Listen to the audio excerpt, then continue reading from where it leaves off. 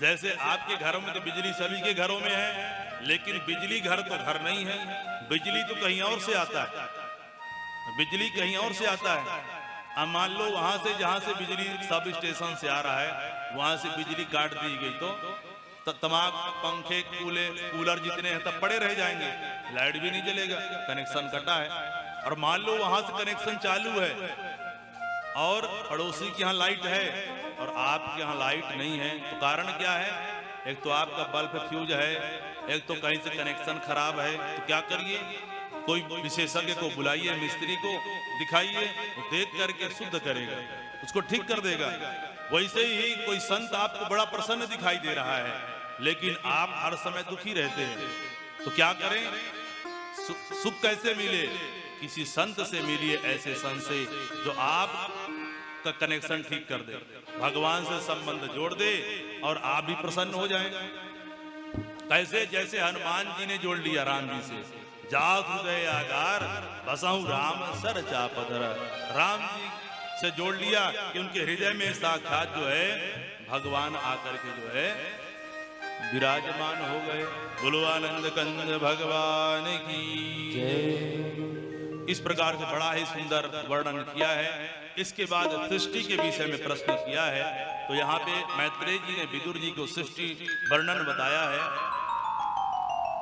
कि नारायण के नाभि कमल से ब्रह्मा तो आपने सुना था। ब्रह्मा जी ने जो है सबसे पहले अपने संकल्प सृष्टि किया, संकल्प के द्वारा मंत्र के द्वारा प्रकट कर दिया 4 ऋषियों को। कौन कौन से?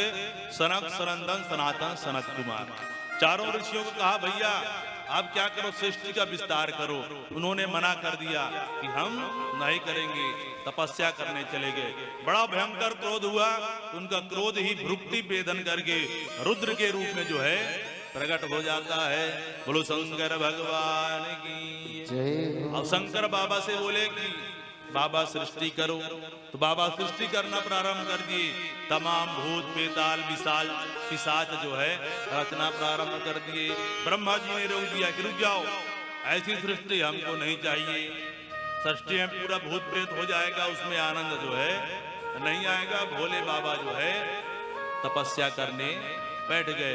अब की बार जो है ब्रह्मा जी ने 10 ऋषियों को प्रकट किया है।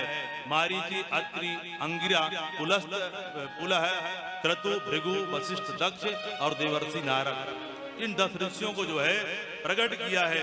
अपनी छाया से महामुनि जो है कर्दम को प्रकट किया और अपनी वाणी से परम सुंदरी जो है सरस्वती को प्रकट किया।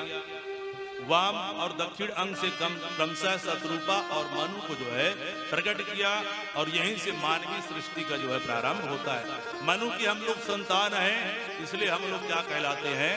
मानव। जो अपने आप को मानव नहीं मानता वो अपराध करता है। मनु महाराज के 5 संतानें हुई, 2 पुत्र और 3 कन्या। पुत्र कौन? प्रियव्रत और उत्तानपाद। कन्या देवहूति, प्रसूति, आकृति, देवहूति और प्रसूति। 3 कन्या संतानें हुई। फिर सृष्टि बढ़ाना था, लेकिन पृथ्वी को कौन हर करके ले गया था? हिरण्याक्ष दैत्य। ब्रह्मा जी से जाकर प्रार्थना की, हिरण्याक्ष दैत्य जो पृथ्वी को हरण करके ले गया है।